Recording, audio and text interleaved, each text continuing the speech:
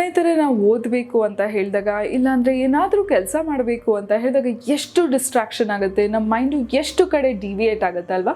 So ಇವತ್ತು ನಾನು ನಿಮಗೆ ಮೈಂಡ್ಫುಲ್ ಮೆಡಿಟೇಷನ್ನ ಹೇಗೆ ಮಾಡೋದು ಅಂತ ತಿಳಿಸ್ಕೊಡ್ತೀನಿ. ಹಾಗಾಗಿ ಇದನ್ನು ಮಾಡಿಬಿಟ್ಟು ಏನೇ ಕೆಲಸ ಮಾಡಿದ್ರು ತುಂಬ ಅದ್ಭುತವಾಗಿ ಮಾಡ್ತೀರಾ.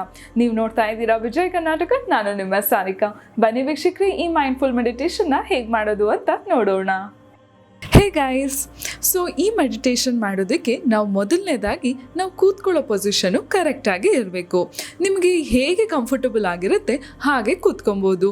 ನೀವು ಈ ರೀತಿ ಆದರೂ ಕೂತ್ಕೊಬೋದು, ಇಲ್ಲ ಅಂತ ಹೇಳಿದ್ರೆ ಲೆಗ್ಸನ್ನ ಈ ರೀತಿ ಟ್ವಿಸ್ಟ್ ಮಾಡಿ ಆದರೂ ಕೂತ್ಕೊಬೋದು. ನಿಮಗೆ ಹೇಗೆ ಚೇರ್ ಮೇಲೆ ಕೂತ್ಕೊಬೇಕು ಅನಿಸಿದ್ರು ಕೂಡ ಕೂತ್ಕೊಬೋದು. ಆದರೆ ಕೂತ್ಕೊಂಡಿದ್ದಾಗ ನಿಮ್ಮ ಬ್ಯಾಕನ್ನು ಸ್ಟ್ರೇಟಾಗಿ ಇಟ್ಕೊಬೇಕು. ನಿಮ್ಮ ಕೈಗಳನ್ನು ಕೂಡ ನಿಮಗೆ ಎಲ್ಲಿ ಕಂಫರ್ಟಬಲ್ ಆಗುತ್ತೆ ಅಲ್ಲಿ ಇಟ್ಕೊಂಡು ಈ ಮೆಡಿಟೇಷನ್ನ ಮಾಡ್ಬೋದು. ಸೊ ಬನ್ನಿ ಶುರು ಮಾಡೋಣ. ಸೊ ಇವಾಗ ನಾನು ಕೈಗಳನ್ನು ಈ ರೀತಿ ಇಟ್ಕೊಳ್ತಾ ಇದ್ದೀನಿ. ಆಮೇಲೆ ನಿಮ್ಮ ಕಣ್ಣುಗಳನ್ನು ಮೆತ್ತಗೆ ಕ್ಲೋಸ್ ಮಾಡ್ಕೊಬೇಕು. ಆಮೇಲೆ ನಿಮ್ಮ ಉಸಿರಾಟದ ಮೇಲೆ ಕಾನ್ಸಂಟ್ರೇಟ್ ಮಾಡಿ.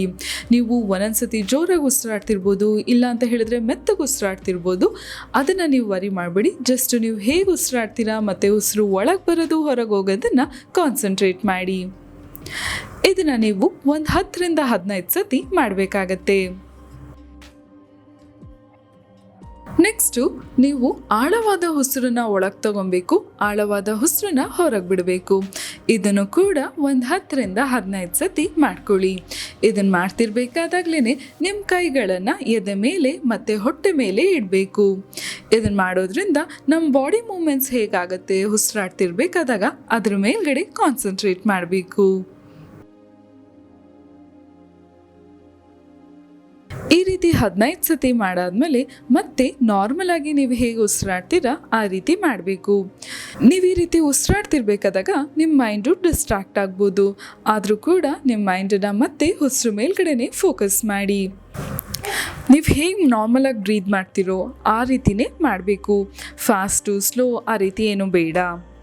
ಈ ರೀತಿ ಒಂದು 10ರಿಂದ 15 ನಿಮಿಷ ಆದಮೇಲೆ ನಿಮ್ಮ ಇಡೀ ಬಾಡಿ ಮೂಮೆಂಟ್ಸ್ನ ಫೋಕಸ್ ಮಾಡ್ಕೊಳ್ಳಿ, ತಲೆಯಿಂದ ಪಾದದವರೆಗೂ.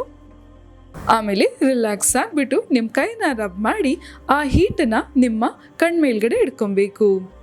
ಮೆತ್ತಗೆ ಕಣ್ಣನ್ನು ಬಿಡಿ. ಸ್ನೇಹಿತರೆ, ಈ ಮೆಡಿಟೇಷನ್ನ ನೀವು ಚೇರ್ ಮೇಲೆ ಕೂತಾದರೂ ಮಾಡ್ಬೋದು. ಸೊ ಹಾಗಾಗಿ ನೀವು ಆಫೀಸಲ್ಲಿದ್ದಾಗ, ಇಲ್ಲ ಅಂತ ಹೇಳಿದ್ರೆ ಕ್ಲಾಸ್ ರೂಮಲ್ಲಿದ್ದಾಗಲೂ ಕೂಡ ಮಾಡ್ಬೋದು. ಹಾಗಾಗಿ ನಾವು ಮಾಡೋ ಕೆಲಸ ತುಂಬ ಅದ್ಭುತವಾಗಿ ಮಾಡ್ತೀವಿ. ಇದನ್ನು ಸ್ಟೂಡೆಂಟ್ಸು ಫಾಲೋ ಮಾಡಿದ್ರೆ ಎಕ್ಸಾಮ್ಸ್ ಓದೋದಕ್ಕೆ ತುಂಬಾ ಸಹಾಯ ಮಾಡುತ್ತೆ. ಈವನ್ ದೊಡ್ಡವರು ಆಫೀಸ್ಗೆ ಹೋಗೋರ್ಗೂ ಕೂಡ ತುಂಬಾ ಒಳ್ಳೆಯದಾಗುತ್ತೆ.